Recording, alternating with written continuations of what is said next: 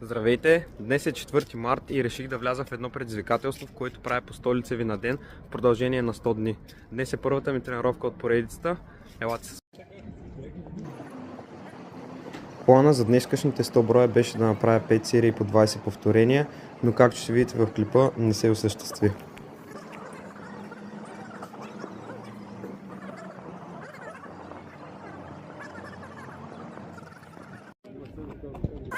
Ето я и третата серия, в която успях да направя последните си 20 броя.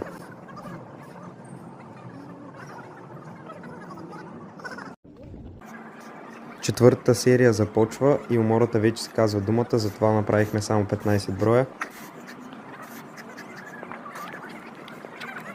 Сега ще видите и последните серии. Като цяло целта ми за следващите дни е да сваляме броя серии. За утре ще се опитам да направя 5 серии по 20 бройки. Останаха 10 броя.